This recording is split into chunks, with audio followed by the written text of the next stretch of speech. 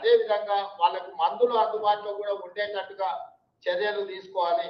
ఈ viral fevers కూడా వచ్చే అవకాశం ఉంటుంది. దీనికి సంబంధించి కూడా మనం తీసుకోవాలి. అదే పశువులకు సంబంధించిన విషయాల్లో కూడా అప్రమత్తంగా ఉండుకుంటూ వాటిని కూడా మనము ఎక్కడికక్కడ వాటి పశువులకు కూడా ఇబ్బంది రాకుండా అక్కడ కింది స్థాయిలో ఉండే వెటర్నరీ డిపార్ట్మెంట్స్ కూడా అప్రమత్తం చేసి దానికి సంబంధించిన చర్యలు కూడా తీసుకోవాలి. వెటర్నరీ డాక్టర్లు అందరినీ కూడా మనం పూర్తిగా అందుబాటులోకి ఉండాలి.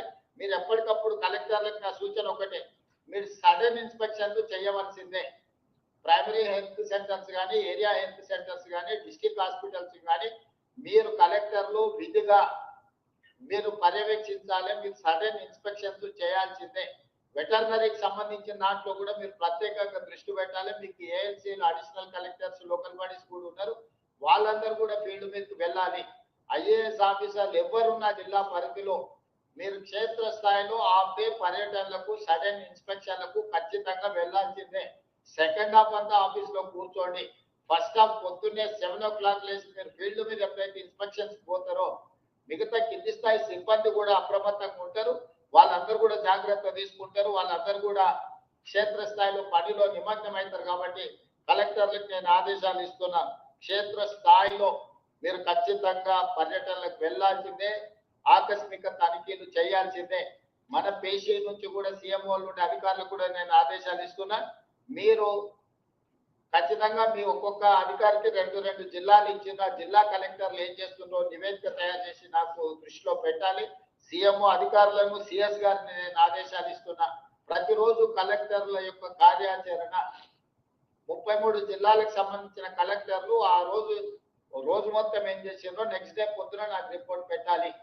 దాంతో ఏ కలెక్టర్ ఎక్కడ పోయిండు, ఏమైంది, ఏం సంగతి అనేది నాకు తెలుస్తుంది. కాబట్టి కలెక్టర్లను కూడా సిఎస్ గారిని, సీఎంఓ నుండి అధికారులను పర్యవేక్షించమని చెప్పి నేను స్పష్టంగా చెప్తున్నా. ముఖ్యంగా అటవీ ప్రాంతంలో ఉన్న ఆదివాసీలు, గిరిజనులు ఉన్న ప్రాంతాలలో మరింత అప్రమత్తంగా ఉండాలి. హాస్పిటల్స్లలో మెడిసిన్స్ ఉన్నాయా లేవా, డాక్టర్లు అందరూ డ్యూటీకి వస్తున్నారా లేదా కూడా మీరు పర్యవేక్షించి వాళ్ళకి ఎలాంటి ఇబ్బంది రాకుండా, ఎలాంటి కష్టం రాకుండా చూడాలి. ఏదైనా వస్తే తక్షణమే ప్రభుత్వం స్పందిస్తుంది. మీ దగ్గర ఉండే కంటింజెన్సీ ఫండ్స్ నుంచి కూడా అవసరమైతే వాడుకోండి. ఏదైనా తక్కువ పడితే సిఎస్ గారికి చెప్పండి. ప్రభుత్వం వైపు నుంచి ఈచ్ కలెక్టర్ కొంత నిధులు కూడా రిలీజ్ చేయడానికి ప్రయత్నం చేస్తూ కలెక్టర్ గారికి కూడా నేను ఈ సందర్భంగా ఆదేశాలు ఇస్తున్నా. అత్యవసర సమయాలలో కలెక్టర్లకు ఖర్చు పెట్టడానికి కొన్ని నిధులు కూడా వాళ్ళని అడిగే పరిస్థితిని బట్టి అప్ టు 1 crore వరకు వాళ్ళ ఖాతాలలో నగదు ఉండేటట్టు చూడండి. అత్యవసరంగా కలెక్టర్లు ఏదైనా అవసరమైతే వాళ్ళు ఆ క్షేత్ర స్థాయిలో వాటిని వినియోగించుకోవడానికి. ఎందుకంటే చిన్న చిన్న అవసరాలకు కలెక్టర్లు నిధుల కోసం ఎదురు చూడాల్సిన పని లేదు, వాళ్ళకి అందుబాటులో పెట్టండి. అదే విధంగా మనకు నీటిపారుదలకు సంబంధించి కూడా ఉత్తమ్ కుమార్ రెడ్డి గారు క్లియర్ గా చెప్పారు. మీరు వచ్చే నీరును ఒడిసి పట్టుకోవాలి, ఒడిసి పట్టుకున్న నీరును సరైన విధంగా వినియోగించుకోవాలా. నీళ్లు ఇడవాలి, ఎవరు ఫోర్స్ చేస్తే అట్లా కాకుండా రేషనలైజ్ చేసి ఏం అవసరం ఉంది. ఎందుకంటే జూలైలో 21% మైనస్ వర్షపాతం ఉంది. కాకపోతే మంచి వర్షాలు వస్తాయని ఎక్స్పెక్ట్ చేస్తున్నాం. గోదావరి బేసిన్ లో కొంత తక్కువ ఉంది, కృష్ణా బేసిన్ కొంత బాగానే ఉంది, కానీ గోదావరి బేసిన్ లో కొంత తక్కువ ఉంది. గత సంవత్సరం మనము దేశంలోనే అత్యధికంగా 2,85,00,000 మెట్రిక్ టన్నుల వరి ఉత్పత్తి చేసి దేశంలోనే మొదటి స్థానం నిలబడ్డాం. ఈరోజు ప్రజలు వరి ఉత్పత్తిలో చాలా పోటీ పడి పెడుతున్నారు. కాబట్టి ఎలాంటి క్రాప్ లాస్ లేకుండా వాటర్ మేనేజ్మెంట్ అనేది అత్యంత కీలకం. కాబట్టి దాని మీద కూడా దృష్టి పెట్టాలి. అదే విధంగా ఫర్టిలైజర్ కూడా ఈ వ్యవసాయానికి, సాగునీటికి 2 ఇంటర్లింక్. ఒక శాఖ ఇంకొక శాఖతో సమన్వయం చేసుకోవాలి. నాట్లు ఎంత వేసేది, ఎంత అవసరం ఉంది, అక్కడ ఆదిలాబాద్ నుంచి మొదలు పెట్టిన అచ్చంపేట వరకు వివిధ జిల్లాలలో కొన్ని రోజులు వెనుక ముందు వర్షపాతం. గోదావరిలో ఆగస్టులో నీళ్ళు వస్తాయి నార్మలీ, కృష్ణాలో కొంచెం ముందు వస్తాయి. కానీ దాని ప్రకారం వ్యవసాయం కూడా జరిగితే యూరియా కూడా ఏ రకంగా తీసుకోవాలో ఈ నీళ్లను అంచనా వేసుకుంటూ వర్షాలను దృష్టిలో పెట్టుకొని కంప్లీట్ గా వాటర్ మేనేజ్మెంట్ చేసుకుంటూ ఈ వ్యవసాయానికి తగ్గట్టుగా ఈరోజు మనము ఎరువులను కూడా రైతులకు అందుబాటులో తీసుకురావాలి. చాలా వరకు మన దగ్గర స్టాక్ ఉంది, బఫర్ స్టాక్ ఉంది. మన ఫ్యూచర్ రిక్వైర్మెంట్ ఆగస్టు మంత్ కి స్టాక్ లేకపోతే కేంద్రం నుంచి తెచ్చుకుంటాం. కానీ ఇవాళ టీవీలలో, పేపర్లలో చాలా మంది క్యూలో నిలబడ్డట్టుగా ఫోటోలు, వీడియోలు పెడుతున్నారు. ప్రజలని ఎరువులు దొరకడం లేదని ఒక ఆర్టిఫిషియల్ షార్టేజ్ క్రియేట్ చేసి లేదా ప్రజల్ని సోషల్ మీడియాలో భయపెట్టి ఎరువులు అయిపోతున్నాయి, ఎరువులు దొరకడం లేదని జనాలు ముందస్తుగానే షాప్ 10 గంటలకు వెళ్తే ఆ 7 గంటలకి వచ్చి జనాలు నిల్చునే పరిస్థితి కల్పిస్తున్నారు. లేకపోతే చెప్పులు పెడుతున్నారు, అవి తీసుకొచ్చి సోషల్ మీడియాలో పెడుతున్నారు. అందుకనే కలెక్టర్లకు ఏం చెప్తున్నా అంటే మీ దగ్గర ఎన్ని షాపులు ఉన్నాయి, వాళ్ళ దగ్గర స్టాక్ ఎంత ఉంది, ఆ రోజు ఎంత స్టాక్ వాళ్ళు ఇవ్వగలుగుతారు. బయట నోటీస్ బోర్డు పెట్టి క్లియర్ గా డిస్ప్లేలో పెట్టండి. మీరు స్టాక్ ఎంత ఉందో ఆ స్టాక్ వాళ్ళతో పెట్టించండి. బయట ఖచ్చితంగా వాళ్ళు స్టాక్ ఎంత ఉంది, ఎంత అవైలబుల్ ఉంది, ఎవరు ఏం పరిస్థితి ఉన్నది, ఏమి ఇస్తారనేది ఈ ఎరువుల డీలర్లతో ఖచ్చితంగా బయట పెట్టించాలి. మీరు ప్రతి ఎరువుల షాప్ దగ్గర ఓ 2 పోలీసులను అదే విధంగా రెవెన్యూ సిబ్బందిని పెట్టండి స్ట్రీమ్ లైన్ చేయడానికి. దాంతో నమ్మకం వస్తుంది. మీరు ఎవరు భయపడాల్సిన పని లేదు. స్టాక్ ఉన్నది, ప్రభుత్వం ఇస్తుంది, ఇప్పిస్తుంది. మీరెవరు దీంట్లో భయపడాల్సిన అవసరం లేదు అనేది క్లియర్ గా వాళ్ళకి చెప్పాలి. కాబట్టి ఈరోజు మీరు చాలా వరకు ఎరువులు ఉన్నా కూడా పెద్ద పెద్ద లైన్లు కనిపించి షార్టేజ్ ఉందని ఒక కృత్రిమమైన వాతావరణాన్ని సృష్టిస్తున్నారు. దాని కలెక్టర్లు అప్రమత్తంగా ఎదుర్కోవాలి.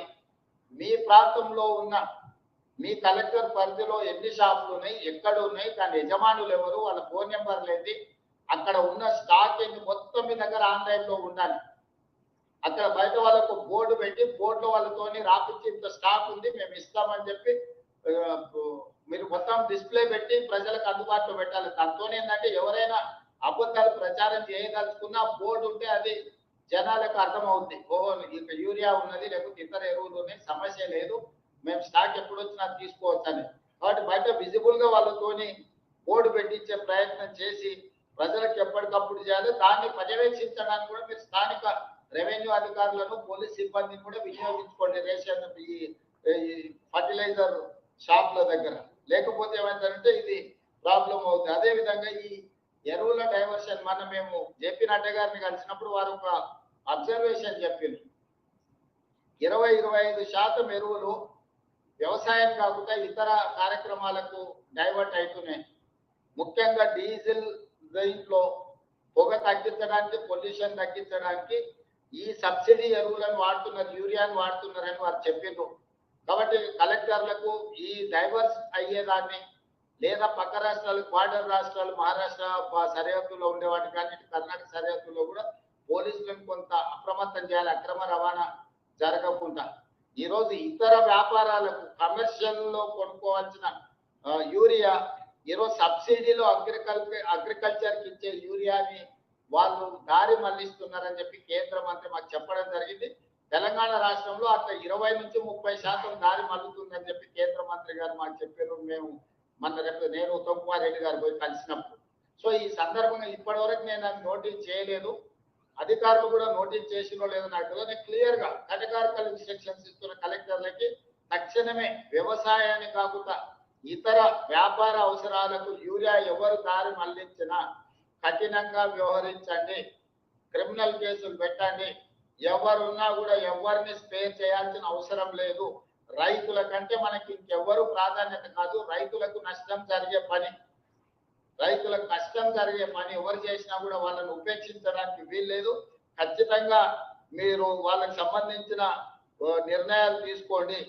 తర్వాత ఈ యూనిట్లపై అంటే ఈ యాడ్ బ్లూ అండ్ డిఎఫ్ తయారీ యూనిట్లపై కూడా కఠినమైన అంటే దీంట్లో ఒక నిఘా పెట్టి వీళ్ళ మీద కూడా చర్యలు తీసుకోవాలనేది కేంద్ర ప్రభుత్వం నుంచి మనకు ఆదేశాలు ఉన్నాయి. టోల్ ఫ్రీ నెంబర్ కూడా ఉన్నాయి.